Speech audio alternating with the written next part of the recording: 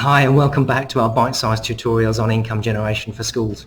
I'm Justin Smith, and this short introductory video will introduce you to engagement with business and how to develop mutually beneficial relationships.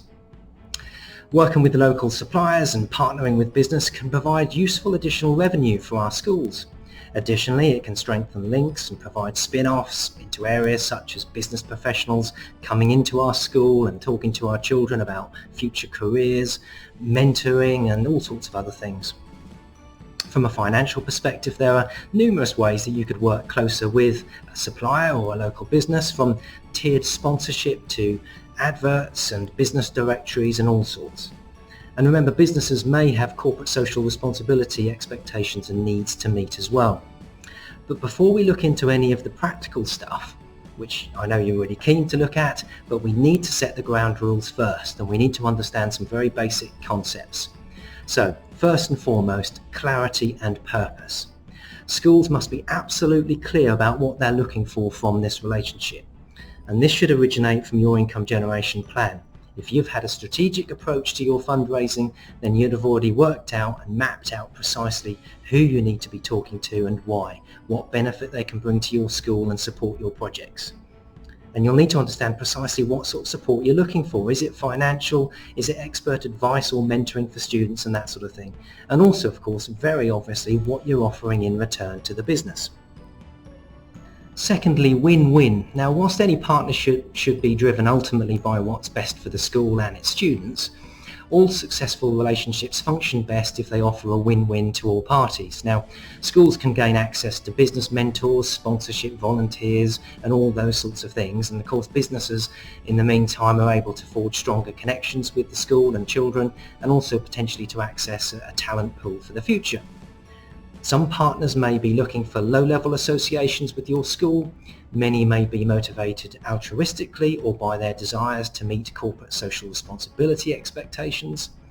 Whatever the business motivations, your school needs to have a clear understanding of what you can offer to meet those expectations. Which leads us nicely to number 3, which is precisely that, expectations. All partners need to understand what's expected from one another, what the ground rules are, and how involved the partner expects to be in the project they're supporting. You'll want to consider perhaps as well what the community thinks of this relationship. So engage with your PTA and your friends associations. Perhaps run some sort of questionnaire to try and identify and understand any concerns or issues they may have. It may be a good idea as well to draft some sort of simple operating agreement with the partner business, just so you're completely clear and transparent on what the expectations are within the given time frame for the project. Fourth, due diligence. Of course, schools need to apply due diligence and consider carefully any commercial relationship they develop with an external organisation. The safest and most obvious place to start is actually with those businesses that you've already got an engagement with, your suppliers. You've got a trading, transactional relationship with them. You may have trust that's been built up over a number of years. So that's certainly the best place to start. Number 5, select carefully.